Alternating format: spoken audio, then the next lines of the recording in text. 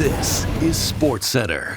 Hey, I'm Marissa Bird. On the most anticipated series of the baseball schedule begins tonight in Toronto, as the AL leading Blue Jays take on the best team in baseball right now, the Milwaukee Brewers, which makes us wonder if we could be watching a preview of the World Series this weekend. Too soon? And when we say best team in baseball, when it comes to Milwaukee, it's actually not even close, as they're the only team in the majors with 80 wins so far. And at 83-52, they're 4.5 games better than the Jays, who have the second best record in baseball. But things could be breaking nicely for Toronto this weekend, as the Brewers have lost 2 straight and are 4-6 of the last 10. While the Jays will give newly acquired Shane Bieber his second start of the season tonight. And he was lights out in the first one, going 6 strong, giving up only 2 hits and 1 run while striking out 9. If he could continue to channel some of that past Cy Young form, this will be a massive boost for the Jays come October. We love that we got Bieber fever back in Ontario, okay? We thought Bieber left. No, Bieber's here now.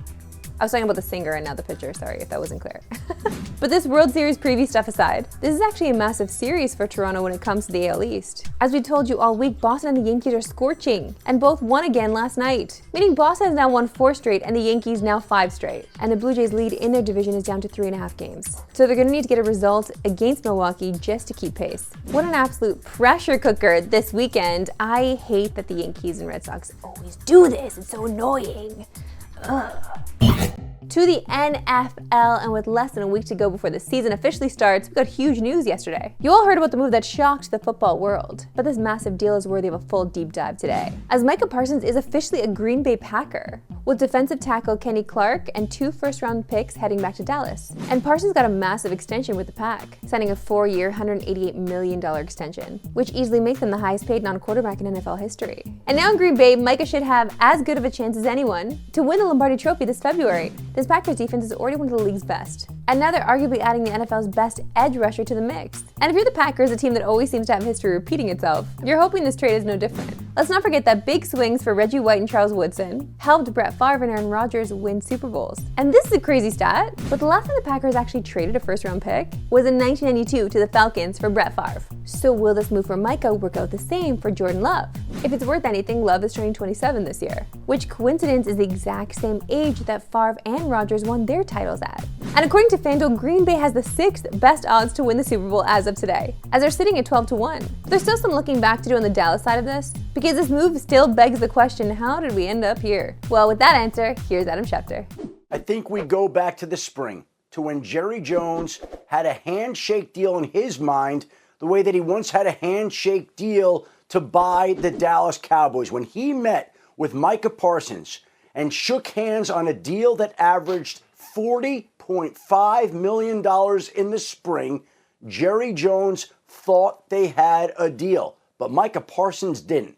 And when Micah went back to his agent to apprise him of what they had discussed, the agent didn't want any part of a deal that was supposed to be a 5-year contract. And from that point on, the Dallas Cowboys and Micah Parsons never once negotiated another contract. It turns out you can lose while playing hardball.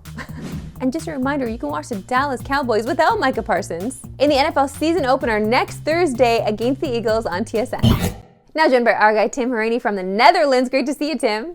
Goedendag, Marissa. I don't know if I said that right. Well, I don't know if you said it right either. Okay, Tim, this looks to be a 2-horse race in the driver's standings with the McLaren guys, but this is Max's home track. Will he make a statement on home soil this weekend? Yeah, look, I think honestly, Marissa, if it rains this weekend, then Max could definitely have a chance at grabbing a win here.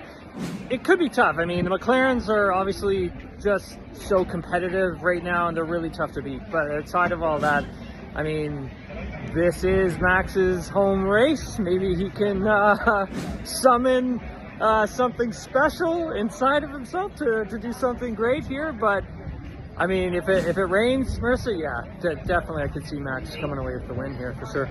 Okay, we got some news that wasn't quite news with George Russell yesterday. But do you see him with Mercedes long term? Yeah, it's interesting for George in his situation. I mean, listening to his press conference yesterday down at Mercedes here, it sounds like George isn't in a rush to get anything done just yet. And I have a feeling not only does he want probably something a little longer term at Mercedes, but I think also it's the nitty-gritty of the contract, like how many sponsorship days is he committed to doing? All these drivers, obviously they have to have those commitments within their contract. There are a certain number of days that each driver has to do. And maybe that's, one of those little things that George was mentioning yesterday could have been one of the sticking points. But he is in no rush to get anything done just yet. I mean, he felt that if it takes another 2 weeks, then it takes another 2 weeks. But, outside of all that, George is going to be back in Mercedes. There's no question about that. It's just a matter of when they announce it.